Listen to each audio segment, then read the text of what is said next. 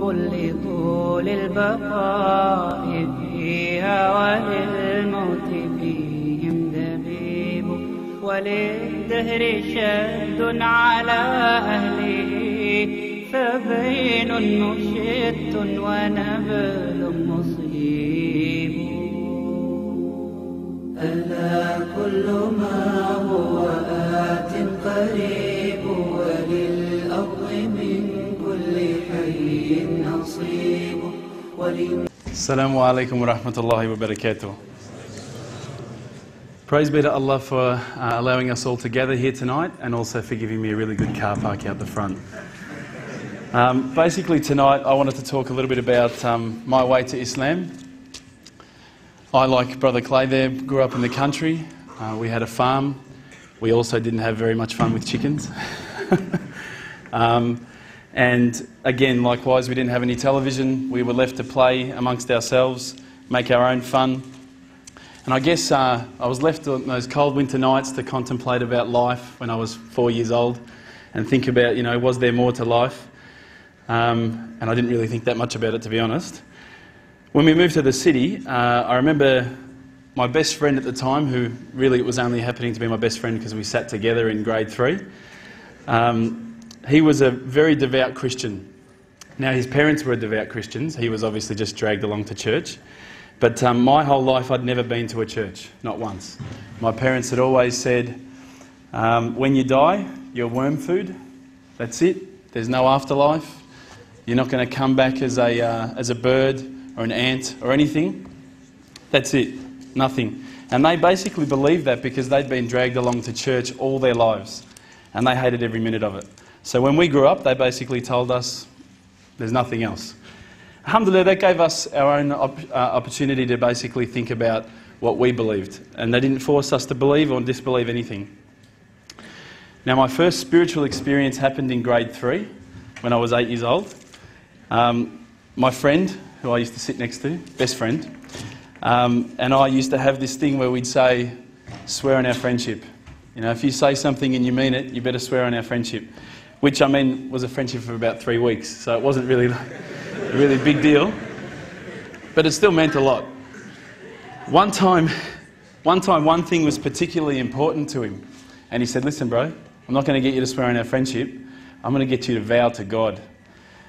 Now, I remember thinking to myself, vow to God? Oh, you know, what's that mean? My friends said to me, it means if you lie, you're gone. You can't lie on this one, right? You can swear on our friendship and you can lie, but on this one, it's all over. And I went, what do you mean? He goes, well, God's everywhere. Now, obviously, he's Christian, so he's explaining his belief. I go, what do you mean God's everywhere? I can go to the toilet and he's there with me as well. What are you talking about? He said, he'll find you if you lie. And the worst part was I was lying. And I did vow to God. And that night, first spiritual experience, I was so scared that God was going to kill me in the middle of the night. Because I had no understanding of God or this or that, but I thought, I've lied and I've vowed to God, I'm a goner. Alhamdulillah, I'm not. And I made it. Anyway, this friend and I, obviously, we actually been friends for 19 years. Alhamdulillah, we're not friends anymore. But we were friends for quite a while. Now, I guess my story of my quest, you know, my holy path, my way to Islam began in first year university. So coming from the country up, moving to the city, having my first spiritual experience, now I'm in first year uni.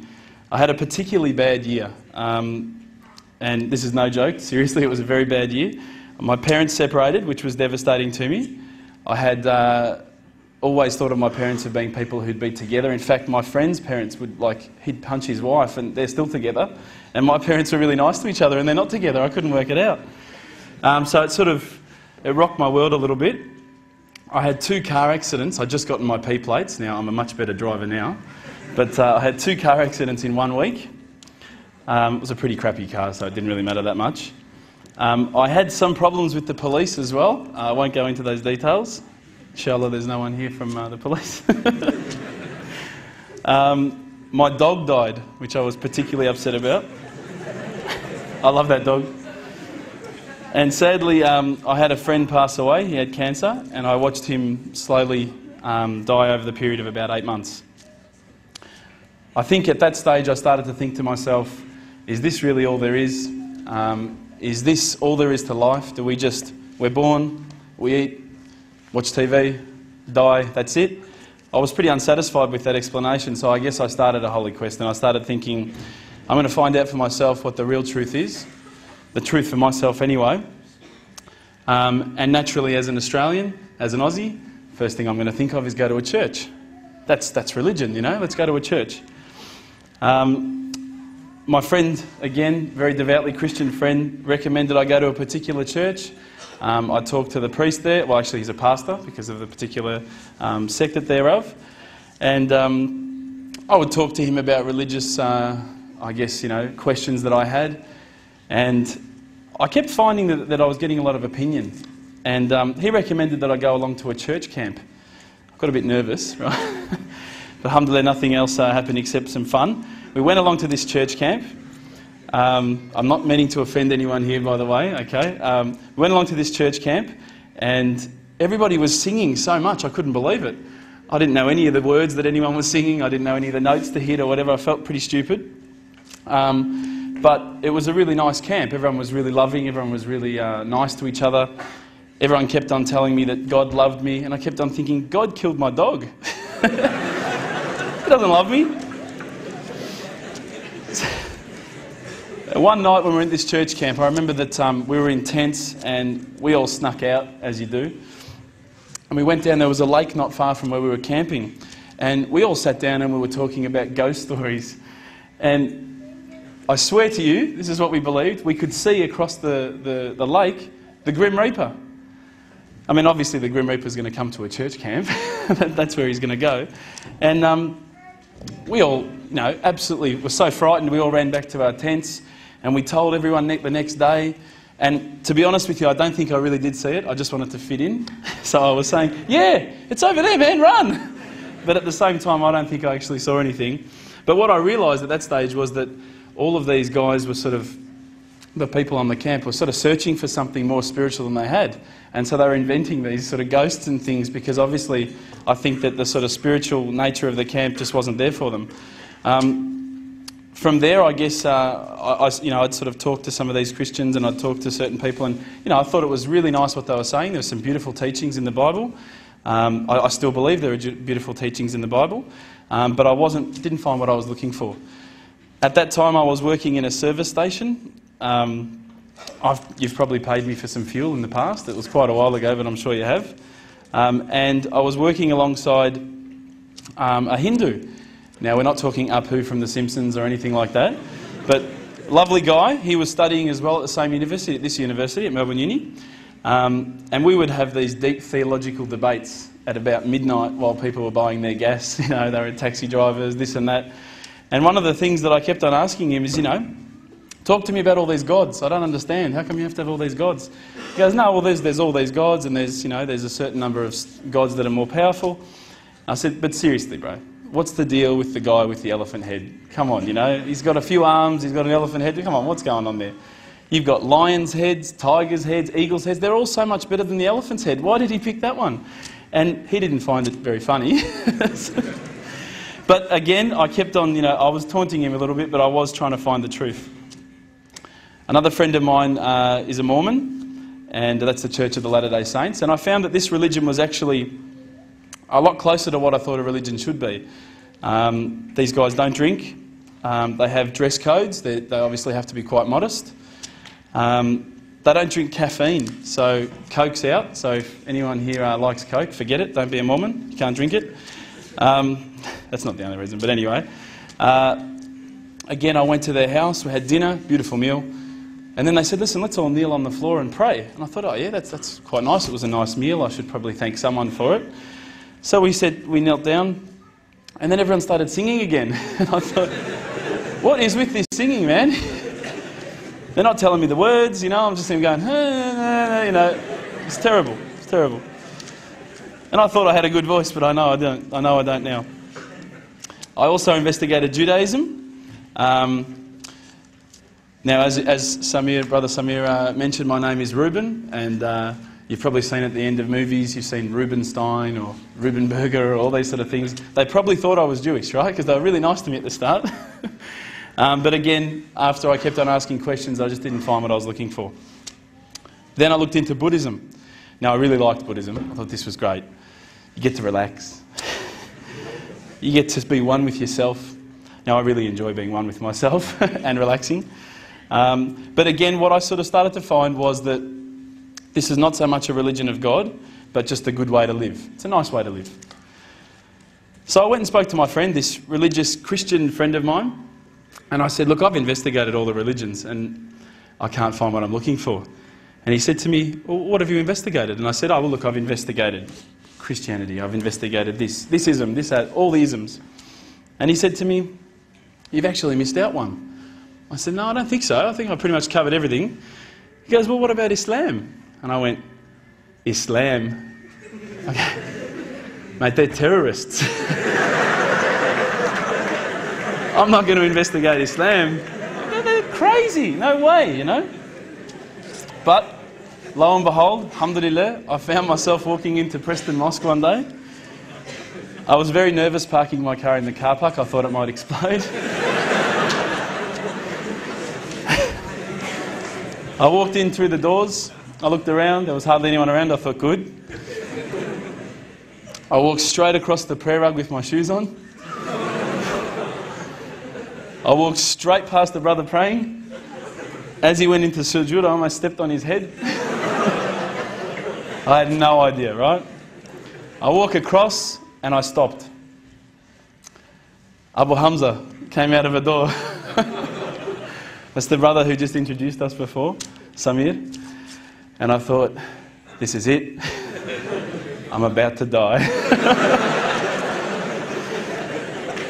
I've seen this guy before. I've seen him on the news. I can't believe I come here looking for answers and I'm going to die. This is not fair. But, alhamdulillah, the first words to come out of Abu Hamza's mouth were, how you going, mate? Now, he looked like he just walked out of the Sahara Desert, right? He had a beard down to here. He was wearing a dress that I thought it was a dress, right? But I wasn't going to tell him it didn't look good. No way. All he needed was a can of VB and he could have been, how you going, mate? One of the boys. So, alhamdulillah, he was very welcoming and I was very thankful. I was quite frightened, even though I'm twice his height. We basically then sat down and I talked to the brothers. There was a couple of brothers that were always quite regularly there during the day when I could make it, in between my lectures when I went to them. And we used to sit down and we'd talk about the different sort of questions that I had and the things that I wanted to know about Islam. They were very hospitable. I kept on getting cups of tea, biscuits. Now, no other religious sect had done this for me, right? So I was quite impressed. And I didn't just come back for the biscuits, I also came back for the knowledge. Now, as an Aussie, I was not used to this level of hospitality, I should say. I'm not sure, I don't want to offend anyone again, but as an Australian, if you offer someone a cup of tea and they say no, you go, okay. These guys wouldn't take no for an answer. Would you like a cup of tea, bro? No, thanks, bro. Are you sure? No, I'm right. Are you sure, bro? I'll go get one. No, I'm right, bro. No, I'm getting one anyway. Sure, look, I'll just get you one, right? No worries, I'll get you one. All right, man, I'll take the tea, you know? Subhanallah. So I had to keep on taking toilet breaks, you know, there's cups of tea waiting when I come back. I put on about 10 kilos in my quest for religious enlightenment. But anyway, as I say, we get back to the questions I was asking the brothers. Now, what I'd found with a lot of the other churches and people that I'd spoken to, religious leaders, was that when I asked a question, they would quite often just say, your answer is this. I'd say, oh, okay, that's pretty good. When I was sitting down with the brothers from the mosque, when I would say, listen, I don't understand this, what about this? They would never just answer from their opinion. They would always pick up the Quran, they would open it up, and it would be like, they're like human indexes. They would just, bang, page 142, read this. And I would read it and I would go, wow, that's beautiful. And I would say, look, you know, where's all this part about killing people and blowing up cars? And I don't see that. Is it somewhere towards the back that I haven't read it yet? You know, I can't find it. I haven't quite gotten up to that bit yet. And they said, no, we'll talk to you about what we know, and then we'll tell you what the media says. Now, my obvious first impressions when I walked in were that these guys were terrorists. And I found nothing but the opposite. I found that they were the most hospitable, caring, nice people. I mean, these are guys that would say, do you need a lift home? Because they saw my car. Do you need a panel beater? Do you need a new motor? But they really cared, and I could see it in their eyes that it wasn't something like, if you go to a church, you need to donate, or, we're looking for money from you. These guys really cared, and it intrigued me. I thought, how can they care so much about something? It blew me away. So I kept on asking questions, and as the brother before me was speaking about alcohol and marijuana and all those sort of things, obviously I'd also taken all of those things. Alcohol, I loved the drink. Loved watching the footy with a can of VB, all that sort of stuff. But I asked the brothers, I said, look, I know that in Islam we can't drink alcohol. Well, you can't drink alcohol. And I remember speaking to them and they said, look, Islam is not just a religion for yourself, it's also a religion based on a whole social community. Just because some people might be able to say, I can just have a drink of wine with dinner and that's it, doesn't mean that everyone can do that. At the same time, some people only have a drink and next thing they've drunk 10, they're driving a car and they've run over some poor kid on the road. So the fact that Islam has this social conscience, it's saying there are some that are going to abuse it, some that aren't. Prevention is better than cure. Rather than try and look at something that we can cure later on, Allah knows we're going to abuse it, right? And let's face it, people with alcohol, they abuse it. And I was a security guard for quite a while. I saw a lot of people abusing alcohol. So alhamdulillah, I started realising that Islam is not just about each individual, it's also about a community. I also asked questions about the hijab and why couldn't I wear it.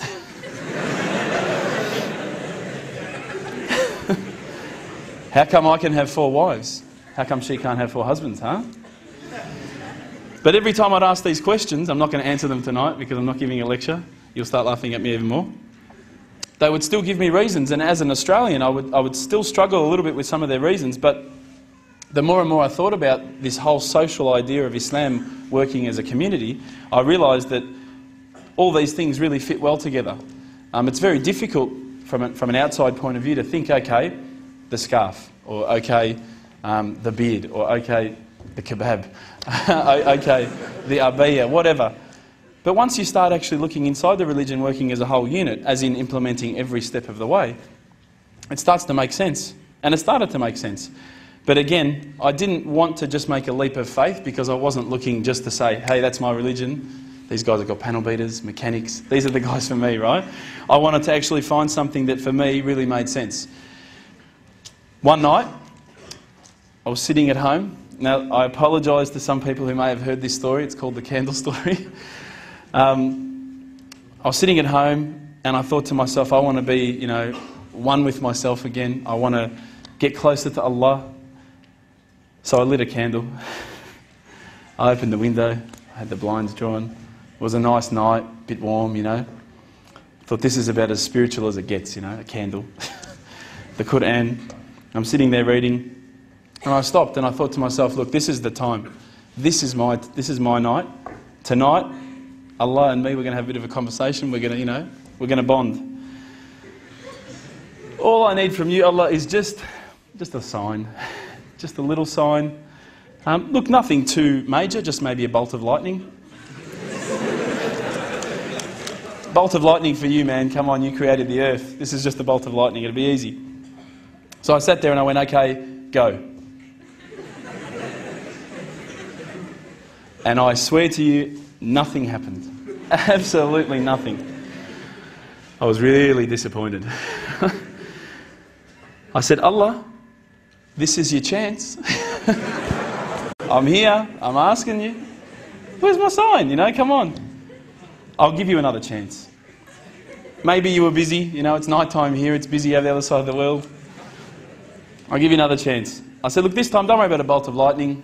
Maybe I could just get a bit of a creak in the floor. Maybe I could hear a car backfire. Something that I'll know it's for me, but no one else will know, just between you and me. Again, I said, go.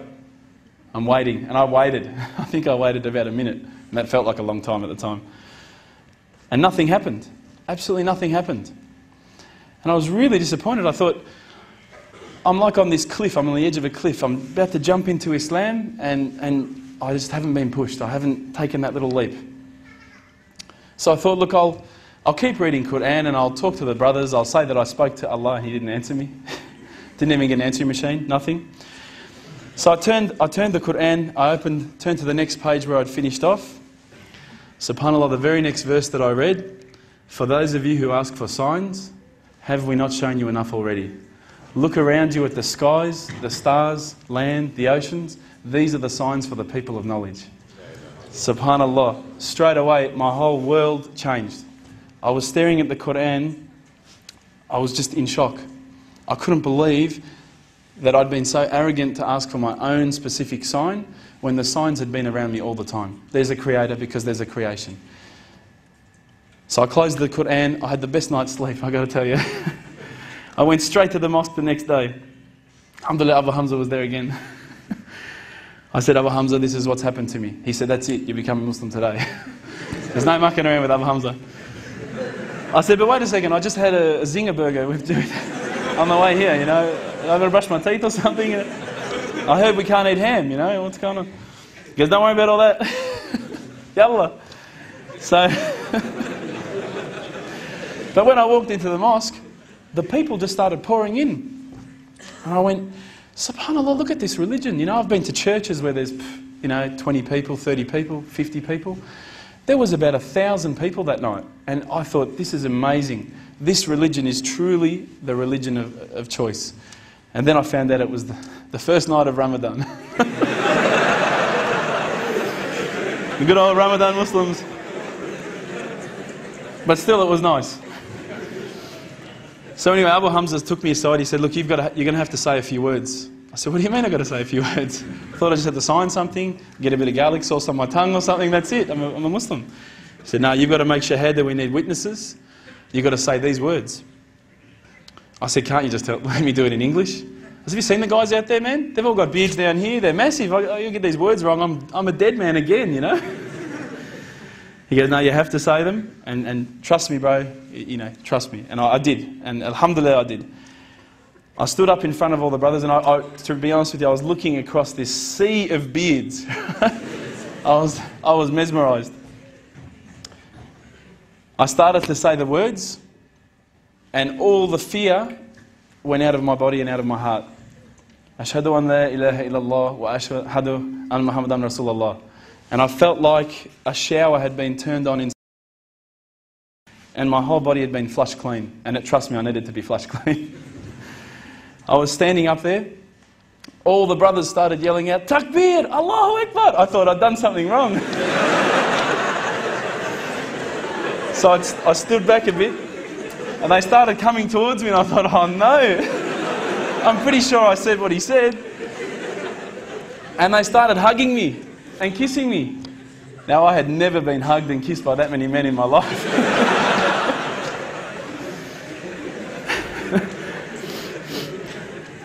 But I felt the brotherhood. Straight away, I could see people had tears in their eyes. And subhanAllah, I had tears in my eyes. And I sat there with people, and I spoke to people I didn't even know, I'd never met before in my life, and they were talking to me as though I'd known them for 30 years. And it was that day, that point in that moment that I realised I had more brothers, more sisters than I could ever have imagined. And good brothers and sisters, not bad ones, I'm talking good ones. SubhanAllah, I sat there maybe, I don't know, I can't remember how long, just talking to people, they were asking me questions. I went home with such a beautiful feeling because I knew at that stage that I had a clean slate. It was my chance now to start again, to forget about the drinking, to forget about marijuana, dope, whatever, anything else I'd done in the past, and to start doing good things. I wouldn't say I always have done good things. I've tried my best. Sometimes we do stray. But the things that I'd like to sort of go on with here, in terms of once I became Muslim, a lot of brothers started to invite me to their house. And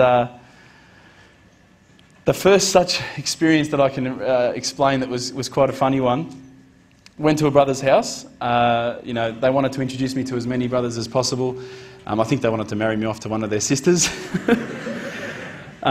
I went there and I went around to Assalamu alaikum. I was pretty proud of myself. I knew how to say Assalamu alaikum. And they go, so, kifa halak? Yes, kifa shuk? I'll be going, yeah, good. Yeah. thanks. Yeah. And they're going, Howdy? I'm going, yeah. Yeah, thanks. Again, I had no idea, but I smiled a lot, and I think I got away with it. So I'm sitting there, and they started talking amongst themselves, in the lounge room. They call it a salon, right, because you've got the Franco Cozzo chairs everywhere. And I'm sitting down, again, no offence. I'm sitting down, and they started raising their voices to each other. I thought, what's going on here? They started screaming at each other.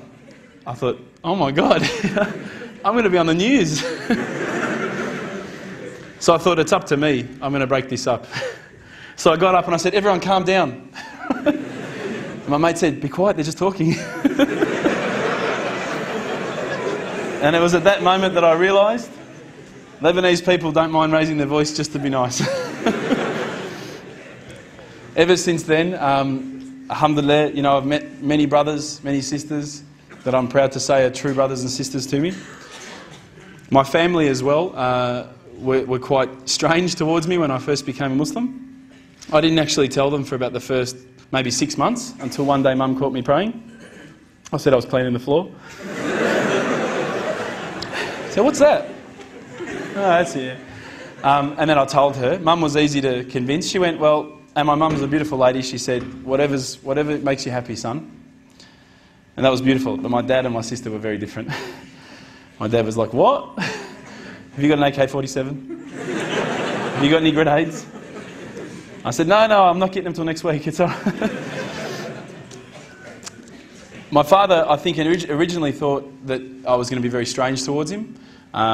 Being separated from my mother, at that stage he had a girlfriend.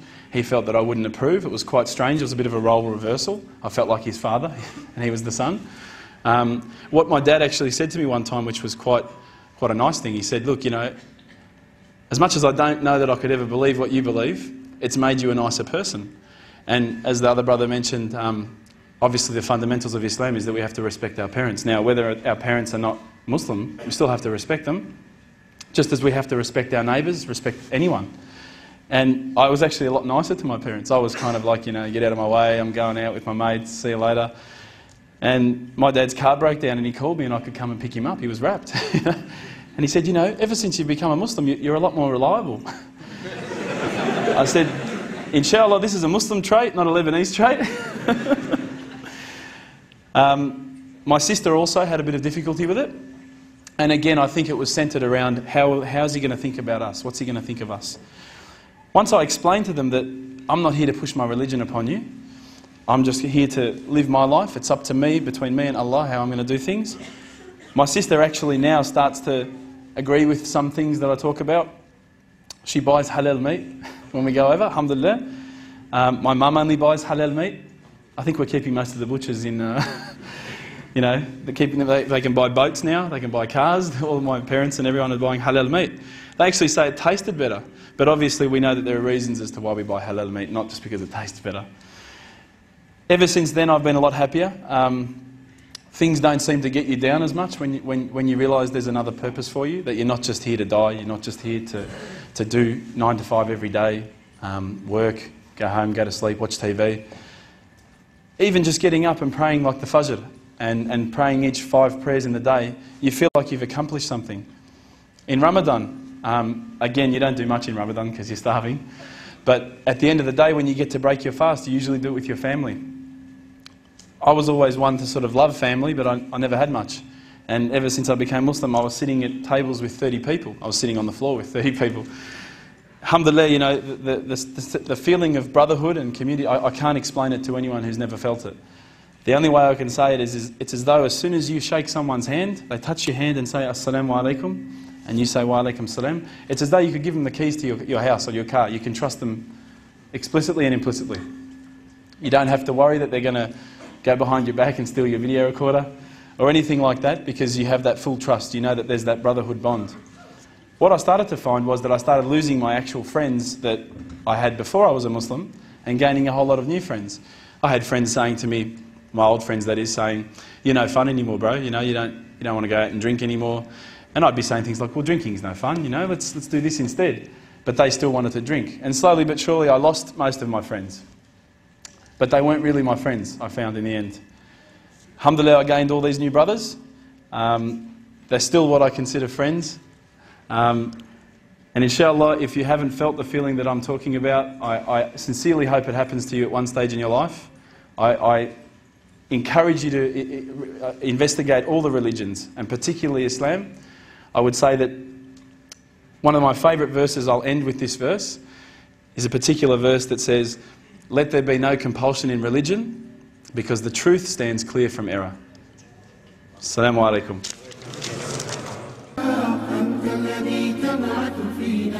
The second question is, I know a Muslim brother who was the person to guide his friend to Islam. But he actually not a good Muslim. He's actually not a good Muslim. What is your feeling towards him if he was your friend? This is the question to Brother Abu Bakr. I know from my experience that the best thing that you can do is surround yourself with good brothers and sisters. If you're a sister with sisters, if you're a brother with brothers. Unless it's for marriage, all right? So don't go taking words out of my mouth. I think that when people say that they're not doing the best things, or they're actually straying from the path, if you surround yourself with good brothers, they'll always keep you in check. I know that when I've done some things that might not be right, if there's a brother that I'm happening to hang around, he'll say something like, "Bro, you know, I don't know if you should be doing that." And look, it's also a tough one too. Sometimes people hang around other people that they give you their opinion all the time, they tell you what they're doing wrong, but they don't look at themselves. So it's really important to surround yourself with good brothers and sisters.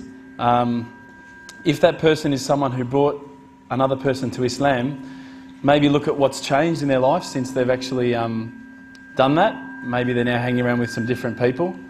But from my experience, one of the things that really changes people is who they hang around with. There's an old saying, if you hang around with a blacksmith, you always smell like smoke. If you hang around with someone who works in a perfume shop, you always smell like perfume. So my advice to this brother, I'm sorry about this, sorry. My advice is just to make sure that person hangs around with the right type of Muslim brothers and sisters, and keeps on going to places like the mosque, to ISNA, whichever organisation they can get to. What can you tell those who were born in Islam and do not practice Islam?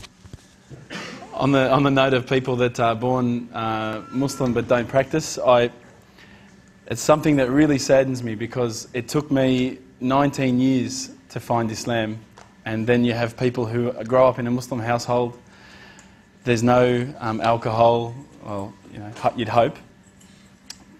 They're praying together. The family, inshallah, is sitting down and talking about Islam, talking about stories, narrating hadith. I can't imagine why someone growing up in that environment would stray from the path. The only thing I can think of is that this is that's not what's happening. That people aren't talking about the stories of the Prophet. I mean, we want to watch things like Gladiator, which is very entertaining, by the way. But we don't watch something like, The Message with our kids. We don't watch Islamic movies or lectures because that's classified as boring. So for me, it's very sad to hear that someone who is brought up in a Muslim household no longer values their faith, or doesn't pray, or doesn't fast, doesn't talk about Islam. When I talk about Islam with other people, I mean, I might bore people sometimes, but it's the best thing you can talk about. There's a brother in the audience, I'm looking at him now. He comes over, we sit, we debate for hours, I always win, but because you can't say anything now, bro. But alhamdulillah, there's nothing better you can talk about. Why waste your time to, did you see Arnold Schwarzenegger in that movie? Oh, he's sick, mate. See his muscles? That's boring, Imagine talking about some of the hadith. Those stories are 10 times better than any movie you'll ever watch. So it saddens me to think that. I guess one thing that we do, though, and I think this is our own failing sometimes, I've done it, is we're quick to judge. And you'll see a brother and you'll think, he doesn't pray. He's a nonsense Muslim, he doesn't really do much. But you can't really see what's inside each person's heart. And he might not pray, but all he might need is a little bit of guidance, and he might be the best of Muslims. When I walked into the mosque that day, all Abu Hamza would have had to do is, "What do you want?" And I would have never become a Muslim, never. I would have walked out of there and thought, they're just like everyone else. But the fact that he came in with open arms, "Can I help you, bro?" That's what led me to investigate further. With these people that you say don't practice Islam, what I found too also is that some of these kids, you think, they don't know anything about Islam. You know, he's hanging around the corner with his mates, doing burnouts or whatever. Then you quote an Islamic verse and he finishes it off. They know the rest of the verse. They know more Arabic than than me anyway. And I know a little bit. And we keep on looking at the 5% that they're wrong and forgetting about the 95% that is good in them. So my advice is, if you see someone who you think's not practicing, look at yourself first, see if you're practicing first, because even if they're not doing one thing, maybe they're doing 10 others that you don't know about. Maybe they want to look tough in front of their mates and then at night they're reading Quran. How do you know?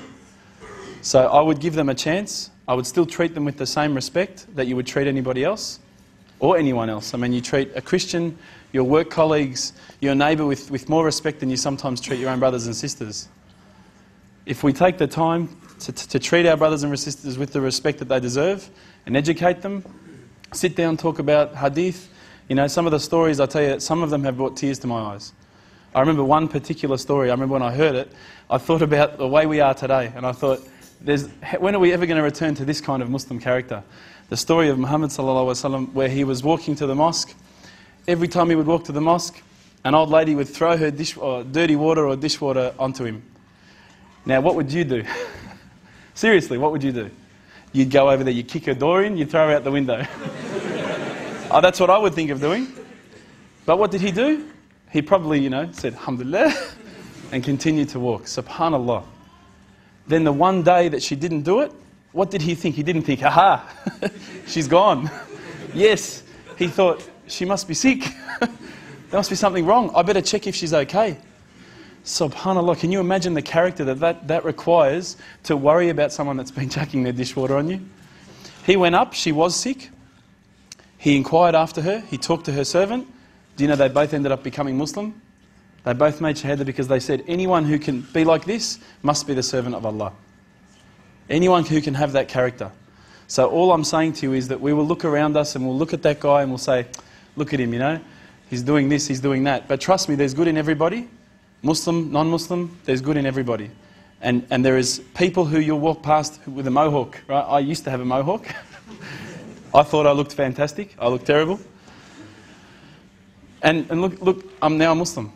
And yet if you'd have walked past me years ago and you've seen, look at this guy, army greens, mohawk, headphones with Metallica. And subhanAllah, I embraced Islam. So I'm telling you now, don't look at people and judge them straight away. Because we don't know all the information. Only Allah knows the information. So inshallah, that's it.